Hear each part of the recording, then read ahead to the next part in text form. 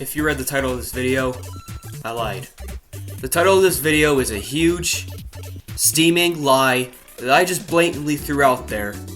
I actually love the Nintendo Entertainment System. It's one of my favorite game consoles in my collection, but just because it was a huge thing back in the 80s, shortly after Nintendo released a family computer in Japan, Famicom for short, back in 1983, that doesn't mean this console is perfect by any means. In fact, it's the most imperfect console I've ever come across in my collection. Now, I know there's much worse out there like the Atari 5200 with its god-awful controller, and the Commodore 64, well, arguably the most popular home computer back in the 80s, also had its flaws. But today, I'm going to tell you, from my own personal experience, and by popular facts as well as opinion, 5 reasons each why the NES is great and why it sucks sometimes.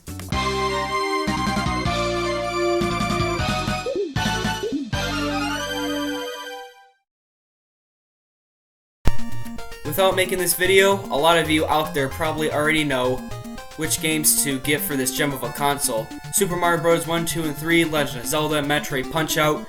But my personal recommendations will have to go to Castlevania, Mega Man 2 and 3, Life Force, Gradius, Super C, Contra, Rad Racer, Tetris. Hell, even Section Z is a great port on this system. The NES is, by definition, extremely popular for these games alone, and there are well over hundreds of games to choose from released in the US.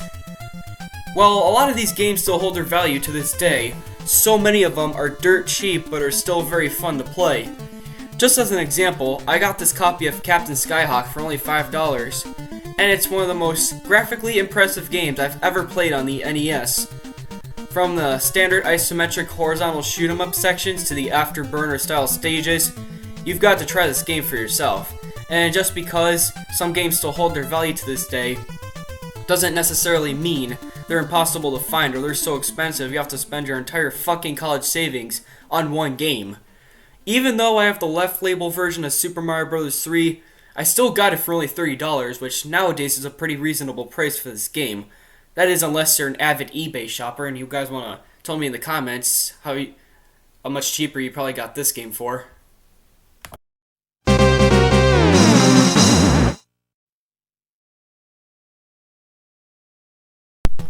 Whether it's due to a filthy cartridge or bad connection, you're going to be spending some of your hard-earned game time just trying to get that damn game to work on the system. I can't even tell you how many times I just wanted to play a simple game for not even 20 minutes, and end up spending about a quarter of the time to get it even remotely close to working properly. This is the most notorious flaw of the NES.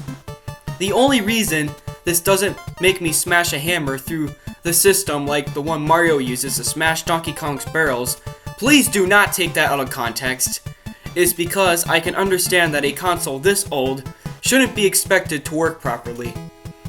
Or completely. Quick reminder, this came out in 1985, which is almost 40 years ago. The Famicom came out in 1983, which means that it's that exact age this year. Hopefully Nintendo recognizes that and does something to surprise us in maybe a future Nintendo Direct. Anyway, it's a very old system, but that doesn't mean this isn't heavily frustrating. For God's sakes, I just want to play some Star Force for 5 fucking minutes. Not even. Okay, maybe more than that, but still.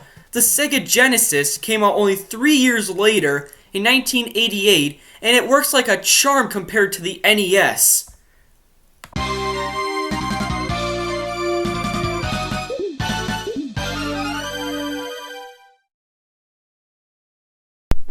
The way I see 1983 compared to most other gamers is quite biased.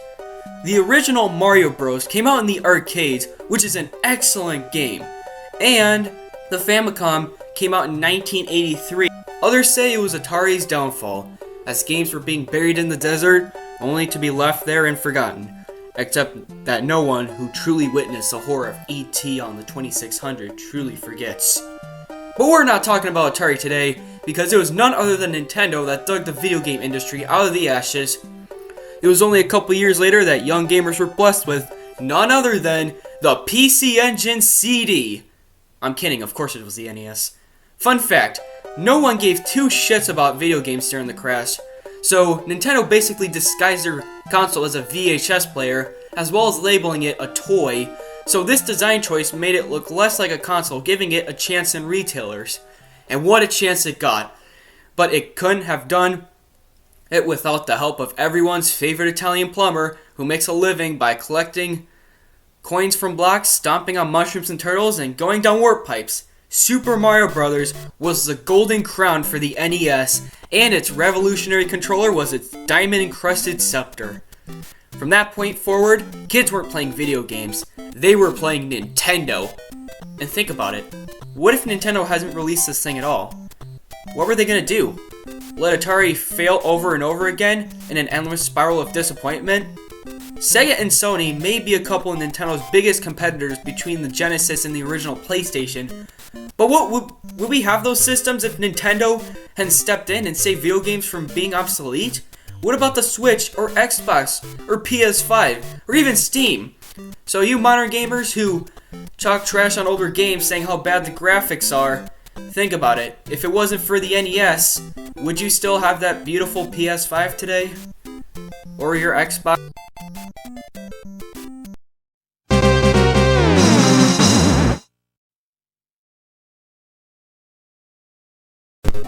While I myself am way more of a retro gamer than a modern gamer, I will admit that I do find it more convenient to simply select a game from a save file and have at it. Why should I have to put in a bunch of words or characters just to pick up where I left off previously? If I try to write it down on paper, it could get lost or the dog might eat it. Oh god, anything but that. Anything but the dog. I usually just take a picture of it with my phone, but it'll just clutter up my photos to the point where I lose storage. The Legend of Zelda 1 and 2 and Kirby's Adventure are exceptional for having these save files, and are also great NES titles. But you know what's another great game? Castlevania 3.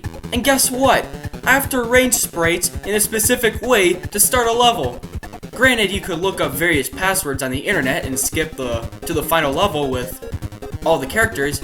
You can also do these kinds of tricks with other games, and I will give password saves credit that they can be fun to experiment with, unlike file saves. So that's a big upside right there. What also sucks is that Game Boy and Super Nintendo do the same shit with their games. Even the PS1, which came out around 1995, has password saves with some of its titles too. Jesus, why? I'll just stick to my save states via emulation. Thanks though.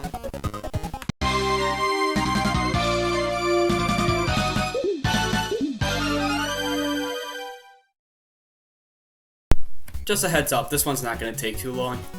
With the popularity of the NES during the third generation of video games, it's clear that other consoles such as the Sega Master System and the Atari 7800, despite trying to be more powerful than the NES, would not stand a chance. The NES just simply had better games, better console design overall, and was pretty much world-renowned at that point. I bet some people haven't even heard of an SG-1000 or whatever the hell this thing is. Well, apparently this weird looking doohickey is called the Viewmaster Interactive Vision. Oh yeah, you're really going places with that controller. This just further proves my point. The NES is instantly recognizable and beloved by many. I sure love it.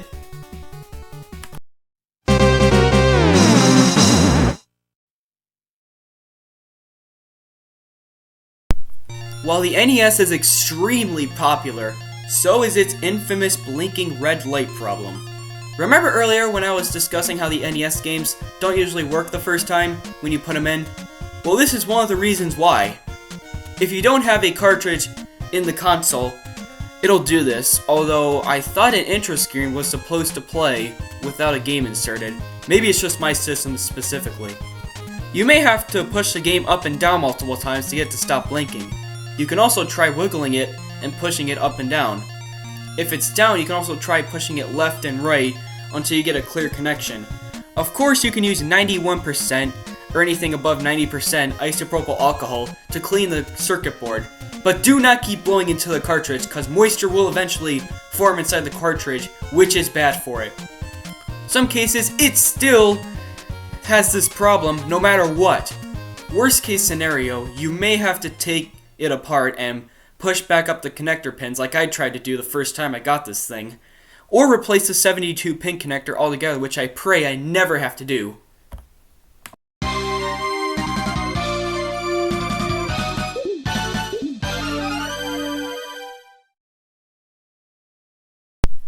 Would you like another history lesson? No? Well, too bad. Back when Nintendo made their line of Game & Watches, they invented the D-pad, a directional pad on the controller that allowed the player to move the character up, down, left, and right. The NES controller, while simplistic, is iconic for having this. Controlling games was much easier and made them more fun to play because of this. I personally love how they have the arrows engraved in the D-pad. That's so old school. The controller just looks very cool overall and really complements the system favorably. A lot of people may find the rectangular shape of the controller pretty uncomfortable, but I don't mind it. I love the red buttons and the gray lines going down the middle. This has to be one of my favorite looking retro controllers. But that's not all. Nintendo also came out with the arcade-like NES Advantage, the Power Mat, the NES Max, and third-party developers even stepped in. Although, not all of them can be praised.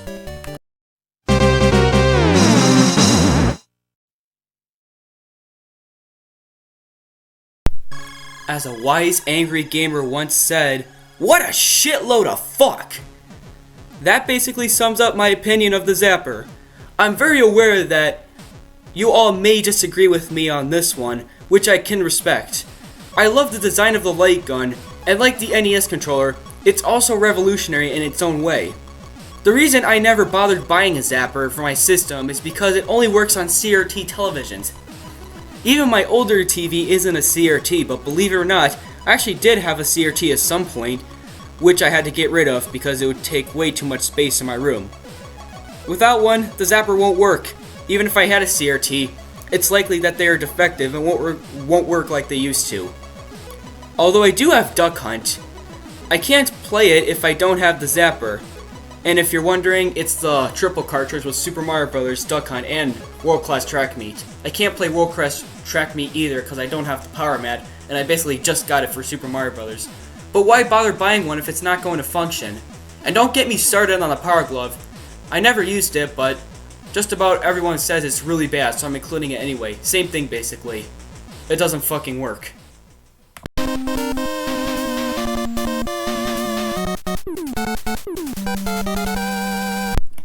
If you watch my videos a lot, you probably noticed that I put in a lot of Castlevania Mega Man music. A lot of fucking Castlevania and Mega Man music. As you may know, these two awesome franchises had their first takes on this very system. A lot of you may be very familiar with Wily Castle 1 from Mega Man 2, or the Moon Stage from DuckTales. I can't believe I have to make a Disney reference. What about the main themes from Super Mario Bros. And The Legend of Zelda? A major reason why these tracks are so distinct and memorable is because of the capabilities of the NES. Like the system's graphics, developers were able to invent a certain feel for each of their games. Notice how, unlike Castlevania, where it presents itself as more medieval and Halloween themed, Mega Man is more robotic and kind of has a beat bop feel, if that makes any sense. If you listen to any 8-bit NES music with a certain sound front, you can tell which game it originates from. And that within itself truly is an art form, just like the graphics. My personal favorite is Konami's VRC6 sound chip, used in the Japanese version of Castlevania 3 Dracula's Curse. While this chip is exclusive to the Famicom disk system, I still thought I'd give it an honorable mention here because it blows my mind how something like this can perform on an 8-bit system. Truly breathtaking.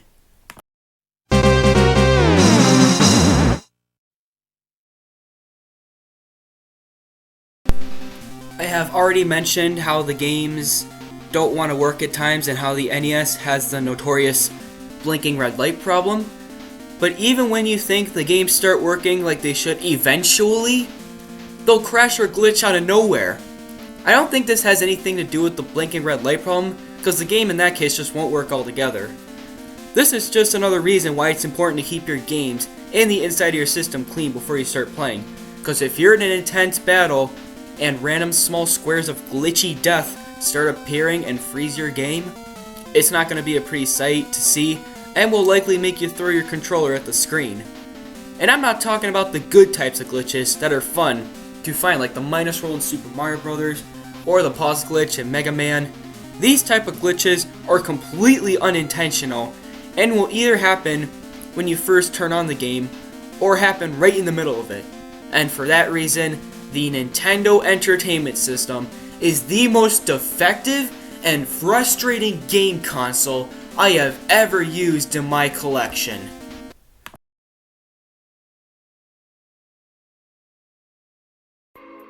All flukes aside, if you are able to get the NES to work properly and take any precautions to keep it from breaking, it's so worth it. The positives here definitely outweigh the negatives, mainly because of the massive and highly affordable game library and the other reasons I've stated regarding the pros.